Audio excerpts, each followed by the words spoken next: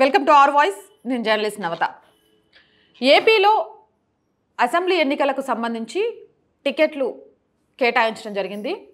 ఈ నేపథ్యంలో TDP Janasena alliance ఇద్దరు కలిపి టికెట్లను కూడా అనౌన్స్ చేశారు.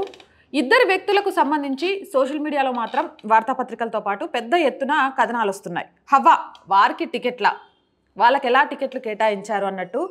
అసలు ఎవరు వాళ్ళు ఏంటి అని నేను కూడా తెలుసుకునే ప్రయత్నం చేశాను.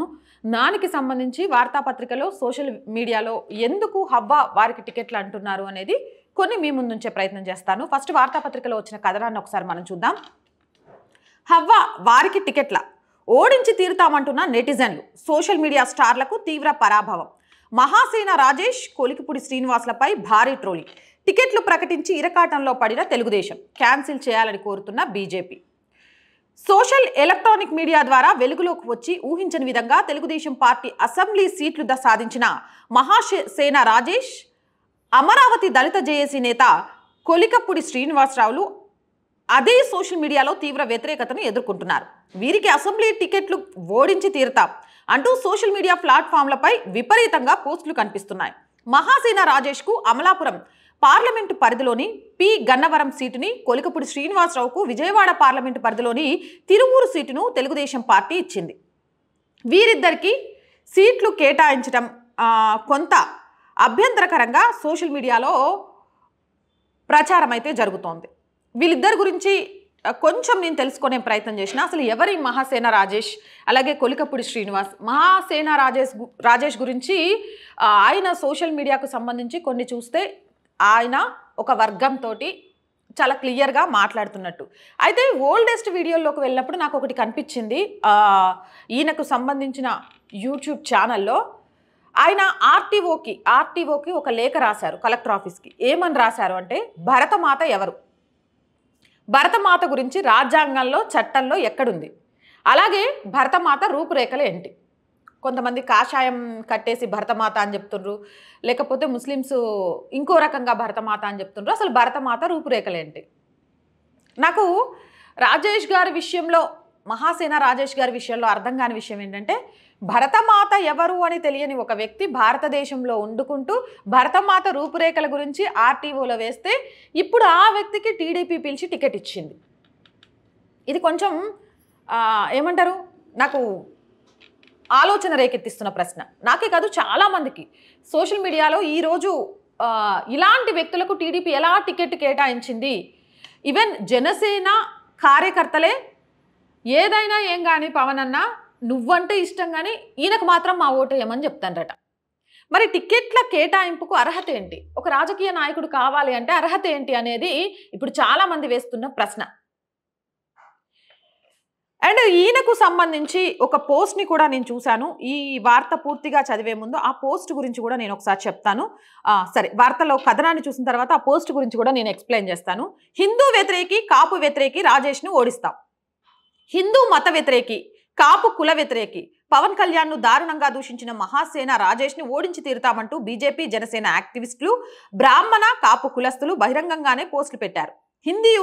హిందూ యువతులను బలవంతంగా తీసుకొచ్చి పెళ్లి చేసుకుంటే 1,00,000 బహుమతి ఇస్తానంటూ గతంలో రాజేష్ చేసిన ప్రకటన వీడియోలను జత చేశారు. నేను కూడా చూశాను. ఈ పోస్ట్ గురించే చెప్పాలి అనుకున్నాను. హిందూ అమ్మాయిలను ఎత్తుకొచ్చి పెళ్లి చేసుకుంటే 1,00,000 రూపాయలు ఇస్తానని మహాసేన రాజేష్ మాట్లాడినట్టుగా సోషల్ మీడియాలో కొన్ని వీడియోలు, కొన్ని పోస్టులు అయితే హల్చల్ చేస్తున్నాయి. భరతమాత ఒక మహిళ, ఆమె ఎవరో ఈయనకు తెలియదు. భరతమాత అని భారతదేశాన్ని ఎందుకు పిలుచుకుంటామంటే, కులాలకు, మతాలకు, లౌకికవాదానికి, ఇంకొక వాదానికి అని ఎలాంటి తేడాలు లేకుండా, చిన్న పెద్ద అనే తేడాలు లేకుండా రాజ్యాంగం వాళ్ళకు కల్పించిన హక్కులను బట్టి తల్లిగా ఆ దేశంలో ఉన్న ప్రజలందరినీ ఒక తల్లిగా పోల్చుకొని ఆ దేశంలో ప్రజలుంటే అన్నదమ్ముల భావం నుండి వాళ్ళ మధ్య కొట్లాట రాదు అని భరతుడితో వచ్చిన ఈ భారతదేశాన్ని భరతమాత అని పిలుస్తారు. మరి ఆ విషయం రాజేష్ అన్నకి ఎందుకు అర్థం కాలేదనేది నాకు అర్థం కాలేదు. భరతమాత అని పిలవడం వల్ల ఆమె ఎవరు అని ప్రూవ్ చేయాల్సిన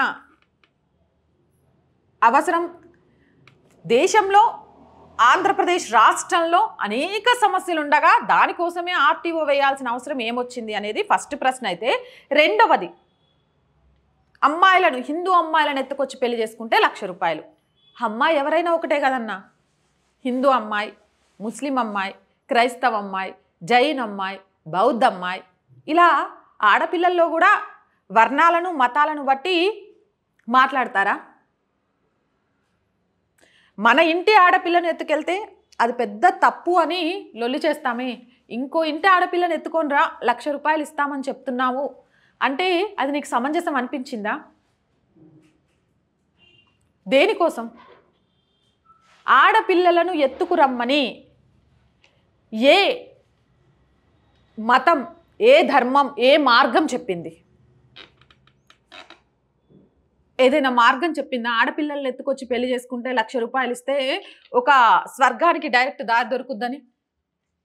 ఇలాంటి వ్యక్తికి ఈరోజు టికెట్ ఇవ్వాలన్న ఆలోచన ఎలా వచ్చింది? ఆ పోస్ట్ చూశాక ఒక ఆడపిల్లగా నాకు కూడా బాధ అనిపించింది. ఇంకా ఆ పోస్ట్లో అయితే వేరే రకంగా ఉంది. అది కూడా నేను ఆ పోస్ట్ని కూడా మీకు పక్కన ప్లే చేస్తాను, మాట్లాడి వినిపిస్తాను. ఇప్పుడు నేను మొత్తం దిశలో వచ్చిన ఆర్టికల్కి సంబంధించి మీకు ఎక్స్ప్లెయిన్ చేస్తున్నాను. దిశలో ఆర్టికల్ రాశారు. ఇది ఆడపిల్లని ఎత్తుకొచ్చి పెళ్లి చేసుకుంటే 1,00,000 రూపాయలు. ఒకసారి వాళ్ళ అమ్మా నాన్న బాధ తెలుసా? ఇంటికి ఆడపిల్ల మహాలక్ష్మి అనుకుంటారు. వాళ్ళ పద్ధతులను బట్టి, లేకపోతే వాళ్ళకున్న ఆర్థిక స్తోమతలను బట్టి అల్లారు ముద్దుగా పెంచుకుంటారు వాళ్ళకున్న దాంట్లోనే. అలాంటి ఆడపిల్లని తల్లిదండ్రులకు క్షోభ పెట్టి ఎత్తుకొని రండి మీకు 1,00,000 రూపాయలు ఇస్తా అని చెప్తున్నామంటే నీకు ఒక కుటుంబ వ్యవస్థ విలువ ఎలా తెలుసన్నా? కుటుంబ వ్యవస్థ విలువ తెలవకుండా ఒక ఎమ్మెల్యేగా ఎలా ఆ నియోజకవర్గ ప్రజలందరినీ కూడా అన్నదమ్ముల్లాగా, ఆడపిల్లలందరినీ కూడా తల్లుల్లాగా చూడగలుగుతారు? నేను కాదు, సోషల్ మీడియాలో అడుగుతున్నారు ఈ ప్రశ్న. దీనికి సమాధానం రావాలి. గతంలో రాజేష్ చేసిన ప్రకటన, వీడియోలను జత చేశారు. రాజేష్ లాంటి హిందూ ద్రోహులకు టికెట్ ఇచ్చిన తెలుగుదేశంతో బీజేపీ కలవకూడదని డిమాండ్లు చేశారు. పౌరుషం ఉన్న హిందువులంతా రాజేష్ని ఓడించి తీరాలని పిలుపునిచ్చారు. రాజేష్ పవన్ కళ్యాణ్ను చెప్పలేని విధంగా బూతులు తిట్టిన రాజేష్కి జనసేనకు గట్టి బలం ఉన్న పి గన్నవరం కేటాయిస్తుంటే ఎలా ఒప్పుకున్నామన్నయ్యా అంటూ జన సైనికులు ఏకంగా పవన్నే ప్రశ్నిస్తున్నారు. ఎల్ అనే పదాన్ని దిగకుండా నేను ఆ వీడియోని ప్లే చెయ్యాలి అనుకోవట్లేదు. ఎందుకంటే జనసేనకు సంబంధించి ఎల్ అనే పదం లేకుండా ఆ వీడియో మొత్తంలో ఆయన మాట్లాడలేదు. నిజమే, అంటే రాజకీయాల్లోకి వెళ్ళినాక అన్నీ వదిలేసుకుంటారు అని చెప్తే ఏమో అనుకున్నాం. ఇప్పుడు అది కనిపిస్తోంది. అలా మాట్లాడిన ఒక వ్యక్తికి ఈరోజు పొత్తులో వెళ్తున్నప్పుడు జన సైనికుల ఆవేదన ఇది.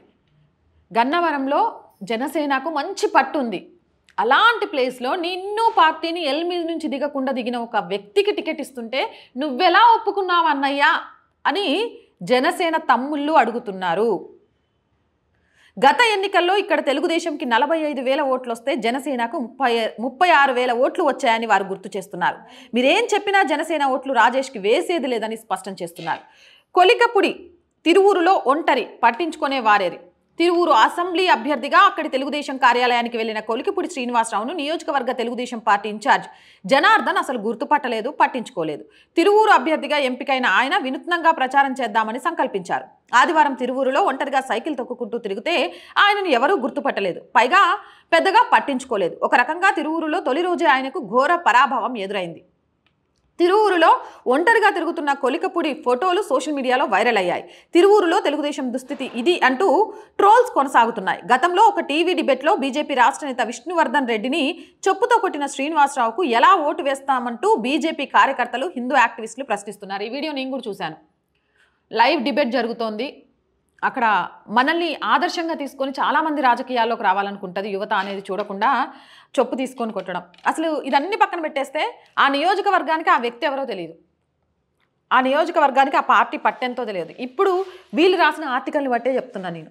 అలాంటి వ్యక్తిని తీసుకొచ్చేసి నియోజకవర్గంలో పోటీకి దింపింది. అసలు తెలుగుదేశం పార్టీ అభ్యర్థుల విషయంలో తీసుకున్న ప్రామాణికాలు ఏంటి అనేది చెప్పాలి అని ఈరోజు ఆంధ్రప్రదేశ్లో జనం అడుగుతున్నారు. ఏ ప్రామాణికాల ద్వారా ఆంధ్రప్రదేశ్లో ఈరోజు మీరు అభ్యర్థుల ఎంపిక చేపట్టారు? మీ పార్టీ ఎజెండా ఏంటి? నాకు అర్థమైంది కొంతవరకు ఈ వీడియో చూస్తుంటే, సోషల్ మీడియాలో వచ్చిన కామెంట్స్ని చూస్తుంటే నాకు అర్థమైంది ఏంటంటే, జగన్కి క్రైస్తవుల ఓట్లు ఎక్కువగా పడే అవకాశం ఉంటుంది. కాబట్టి హిందూ వ్యతిరేకస్తులను తీసుకొచ్చి సీట్లు కేటాయిస్తే జగన్ పడే ఓట్లు కూడా ఇటే పడతాయి, కాబట్టి గెలుపు అవకాశాలు ఉంటాయి అని ఆలోచించారే కానీ మనం ఇస్తున్న అభ్యర్థులను ప్రజలు ఎలా రిసీవ్ చేసుకుంటారు? కేసులుండి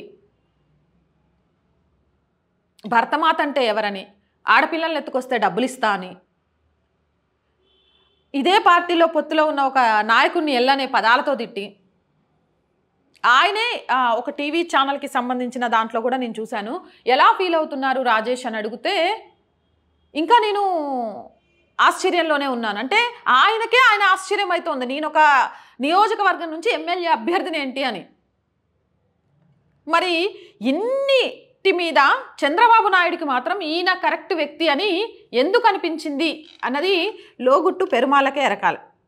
బీజేపీకి హిందూ మతానికి బద్ద వ్యతిరేకులైన మహాసేన రాజేష్, కొలికపూడి శ్రీనివాసరావుల విషయంలో పునరాలోచన చేయాలంటూ రాష్ట్ర బీజేపీ తెలుగుదేశం పార్టీ కోరనుంది. పొత్తులతో కలిసి పనిచేయాలంటూ అందరికీ ఆమోదయోగ్యమైన అభ్యర్థులు ఉండాలని, పొద్దున లేచిన దగ్గర నుంచి తమపై విషయం కక్కే వారికి సీట్లు ఇస్తే తాము ఓటు ఎలా బదిలీ అవుతుందని బీజేపీ నేతలు ప్రశ్నిస్తున్నారు. అసలు బీజేపీ నేతల హిందూ వ్యతిరేకుల అనేది పక్కన పెట్టేస్తే, నేను ఈ పోస్ట్ చూశానండి, ఇది పక్కన ప్లే అవుతూ ఉంటుంది, ఒకసారి చదువుతా చూడండి. పి గన్నవరం టుడే ప్రజలారా, మహాసేన మీడియా అలియాస్ పక్కన బి రాజేష్ అని రాశారు. నేను ఆ పదాన్ని ఉపయోగించను. రాజేష్ గాడిని పార్టీలకు అతీతంగా ప్రతి ఒక్కరూ కూడా ఏకమై వీడిని చిత్తుగా ఓడించి బట్టలు ఉడదీసుకొట్టండి. ఇలాంటి ఉన్మాది నా కొడుకు ఎమ్మెల్యే అయితే ఖచ్చితంగా నియోజకవర్గంలో ఆడపిల్లలకు మహిళలకు భద్రత శూన్యం. బి గన్నవరం అందమైన ఊరు. నియోజకవర్గంలోని ప్రతి ఒక్క తల్లిదండ్రులు, చదువుకున్న యువత కులమతాలకు అతీతంగా ఐక్యంగా ఉండి వీడికి తగిన బుద్ధి చెప్పండి. అగ్రవర్ణాల అమ్మాయిలను లేపుకురండి, 1,00,000 రూపాయలు ఇస్తాను. మహాసేన రాజేష్, బి గన్నవరం ఎమ్మెల్యే అభ్యర్థి టీడీపీ. అమ్మాయిలను ఎత్తుకొస్తే 1,00,000 రూపాయలు ఇచ్చే వాళ్లకు టీడీపీలో టికెట్లు దొరుకుతాయి అన్నమాట. ఆడపిల్లున్న ఎవరైనా వీళ్ళకి ఓట్లేస్తారా? ఇక్కడ ఒక విషయం చాలా క్లియర్గా మనందరం తెలుసుకోవాల్సింది ఏంటి అంటే, భరతమాతకు రూపం ఉందా? రావణాసురుడు మంచి చేశాడా చెడు చేశాడా? సంవత్సరానికి ఒకసారి ఆయన్ని మీరు ఏమంటారు తగలబెడుతున్నారు అంటే, రావణాసురుడు మంచి చేశాడా చెడు చేశాడా అనవసరం. సీతను అపహరించాడు, ఆడపిల్ల మీద కన్నేశాడు, కాబట్టి ఖచ్చితంగా తగలబెట్టేస్తారు. ఎందుకు అంటే ఆడపిల్లని చాలా పవిత్రంగా చూసే ఏకైక సనాతన ధర్మదేశం భారతదేశం. అందుకే భారతదేశానికి కూడా భరతమాత అని పిలుచుకుంటారు. నరకాసురుని కానీ రావణాసురుని కానీ ఆయన మంచి చెడ్డల గ్రాఫ్లను బట్టి తగలబెట్టట్లేదు, ఆడపిల్లల మీద కన్నేశారు కాబట్టే తగలబెడుతున్నారు. రాజకీయ నాయకులు ఎంతోమంది యువతకు ఆదర్శంగా ఉంటారు. ఇలా ఆదర్శంగా ఉండే నాయకులు ఎవరైనా సరే కులాలను అడ్డు పెట్టుకోనో, మతాలను అడ్డు పెట్టుకోనో, వర్ణాలను అడ్డు పెట్టుకోనో ఎదగాలి అనుకునే వాళ్ళకు అవకాశం కల్పిస్తే అది రానున్న రోజుల్లో పెను ప్రమాదంగా మారుతుంది. భవిష్యత్తు భద్రత లేకుండా అయిపోతుంది. ఆ విషయాన్ని రాజకీయ పార్టీలో ఆలోచించాలి. కోపంలోనో, ఆవేశంలోనో, ప్రోద్బలంతోనో, లేకపోతే సీటు గెలవాలన్న లక్ష్యంతోనో సీట్లు కేటాయించడం కాదు. మనం సీటు ఇచ్చిన వ్యక్తి 5 సంవత్సరాలలో ప్రజలకు ఏం చేయగలుగుతాడు? ప్రజలకు సేవ చేయగలిగే ఒక ఎమ్మెల్యే టికెట్ ఇవ్వాలి అంటే ఆయన గతంలో చేసిన సేవా కార్యక్రమాలు ఏంటి, ఆయన గతంలో ప్రజల మీద, మహిళల మీద, దేశం మీద చూపించిన ప్రేమ ఏంటి అనేది చూడాలి. నోటుకు ఓటు నమ్మేస్తూ అదే నోటుతో సీటును కొనుక్కునే రాజకీయ నాయకులు ఉన్నంతకాలం ప్రజాస్వామ్యంలో సోషల్ మీడియా వేదికగా ఎన్నికలు వచ్చిన ప్రతిసారి ఇలాంటి రాద్ధాంతం జరుగుతూనే ఉంటుంది. ఈ వార్త చూసిన తర్వాత నేను చాలా క్లియర్గా చెప్తున్నాను, నాకు మహాసేన రాజేష్ కానీ లేకపోతే ఇంకా శ్రీనివాస్ కానీ వీళ్ళెవరు కూడా పెద్దగా తెలియదు. నేను వీళ్ళ గురించి పెద్దగా తెలుసుకోవాలి కూడా అనుకోలేదు. కానీ ఏంటి వీళ్ళ గురించి ఇంతగానం సోషల్ మీడియాలో చర్చ చేస్తున్నారు అని చూసిన తర్వాత అదే మహాసేన రాజేష్కి సంబంధించిన యూట్యూబ్లో ఓల్డ్ వీడియోస్ చూశాను కొన్ని. అందులో 2 ప్రశ్నలు నాకు ఇప్పటికీ అర్థం కాంది. భరతమాత ఎవరు అని ఒక ఆర్టీఓ దాఖలు చేసిండ్రు అంటే అర్థం కాలే. ఇంకో వీడియో ఏదో సిద్ధాంతం గురించి వచ్చి రావణాసురుణ్ణి, నరకాసురుణ్ణి ప్రతి ఏటా తప్పుప్పు చేశారో లేదో తెలియకుండా తగలబెడతారు, ఇది చేస్తే తప్ప అని అడిగారు. ఈ 2 ప్రశ్నలతో పాటు అమ్మాయిలను ఎత్తుకొస్తే 1,00,000 రూపాయలు ఇస్తా అన్నదానికి ఒక ఆడపిల్లగా అది తప్పు అనిపించింది. అలాంటి వాళ్ళు రాజకీయ నాయకులుగా ఎదిగితే ఆడపిల్లల మీద అంటే రేపు ఒక మతానికి సంబంధించి మద్దతు ఇవ్వాల్సి వస్తే మరొక మతంలోని అమ్మాయిలను ఎత్తుకొచ్చినా తప్పులేదు, ఏం చేసినా తప్పులేదు. ఒకటి ఏంటి అంటే ప్రేమ, పెళ్ళి, జీవితం ఇష్టంతో జరగాలి, ఎత్తుకురావడంతో కాదు. ఆ ఇష్టం అనేది నిజంగా ఒక అమ్మాయి ఒక అబ్బాయి 2 మతాలకు సంబంధించిన వాళ్ళయి ఇష్టపడి పెళ్లి చేసుకుంటే ఆ అమ్మాయి ఆ అబ్బాయిని మతం మారమని బలవంతం చేయదు, ఆ అబ్బాయి ఆ అమ్మాయిని మతం మారమని బలవంతం చేయరు. అది ప్రేమ అంటే. కానీ మతం మారు అని చెప్పే ప్రేమ ఎలా అవుతుంది అనేది ఈరోజు చాలామంది చేస్తున్న ప్రశ్న. ఈ రెండిటి మధ్య ఉన్న సన్న గ్యాప్ను అర్థం చేసుకోకుండా ఆడపిల్లలంటే అంగట్లో బొమ్మలాగా ఎత్తుకొచ్చేయమని చెప్తున్నారు. ఏమో మొత్తానికి ఈ వీడియోపై మీ అభిప్రాయంతో పాటు గన్నవరంలో రాజేష్కి, మరొక చోట శ్రీనివాస్కి టికెట్ ఇవ్వడంలో మీ అభిప్రాయం ఏంటి? తెలుగుదేశం పార్టీ టికెట్ల పంపిణీ విషయంలో జనసేనతో పొత్తు పెట్టుకొని కేటాయించిన సీట్ల విషయంలో మీకేమనిపిస్తుంది? కామెంట్ సెక్షన్లో తెలియజేయండి. అండ్ ఆంధ్రాలో రాజకీయాలకు ప్రామాణికం ఏంటి అనేది కూడా కామెంట్ సెక్షన్లో పెట్టండి.